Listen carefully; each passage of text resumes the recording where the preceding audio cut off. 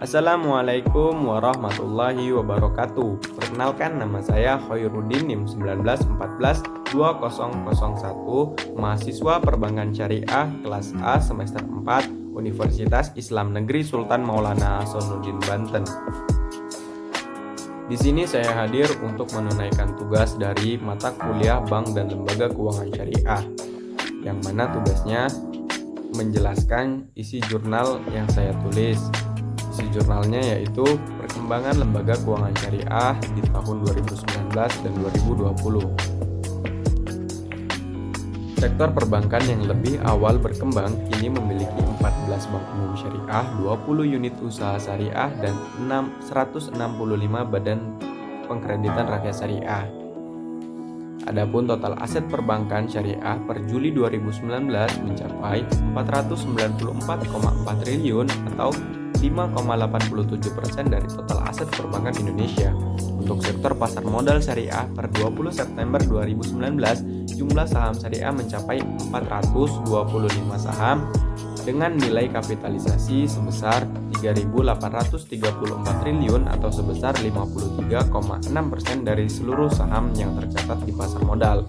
Itu lebih dari setengahnya ya. Sementara itu, jumlah outstanding sukuk korporasi dan sukuk negara telah mencapai 211 sukuk dengan nilai 737,49 triliun atau sebesar 14,89% dari total nilai outstanding surat utang korporasi dan negara. Selain itu, saat ini terdapat 266 reksadana syariah yang total nilai aktiva bersih mencapai 55,99 triliun atau 10,16% dari total NAB reksadana.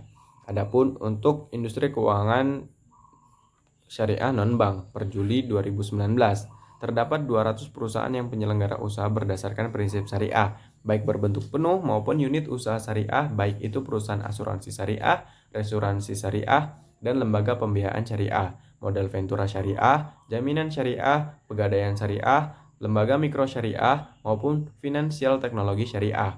Total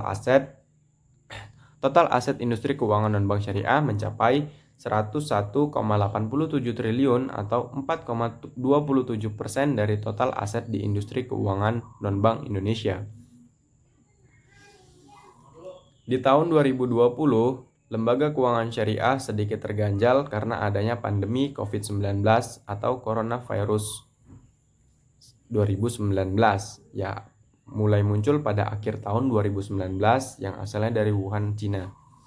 Yang kini banyak negara yang terjangkit sehingga menimbulkan pandemi global, sehingga banyak sektor perekonomian dunia yang terganggu oleh ini.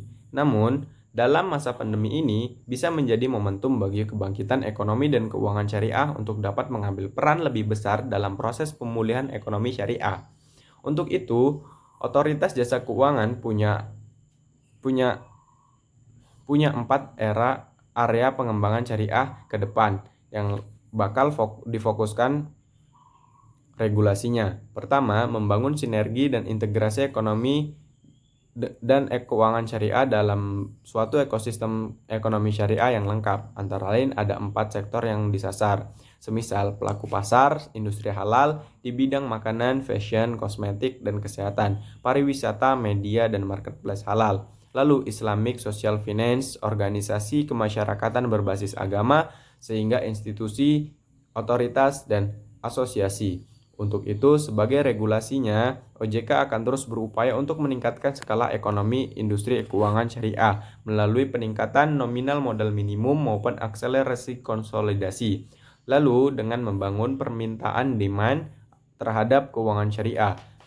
Hal ini mengacu pada tingkat literasi yang masih rendah, yakni hanya 8,11%. Lalu inklusi keuangan syariah masih 9,1%, sangat rendah dibandingkan konvensional. Pada dari segi jumlah, Indonesia merupakan negara berpenduduk muslim terbesar di dunia dan mendorong adaptasi digital yang lebih masif untuk mendongkrak pasar ekonomi keuangan syariah. Pandemi ini telah mempercepat proses digitalisasi di dalam ekonomi syariah dalam rangka memenuhi tuntutan kebutuhan masyarakat yang semakin go digital dan go new normal ini. Baik, mungkin itu saja yang dapat saya sampaikan. Kurang dan lebihnya saya mohon maaf. Wabillahi taufik walhidayah. Wassalamualaikum warahmatullahi wabarakatuh.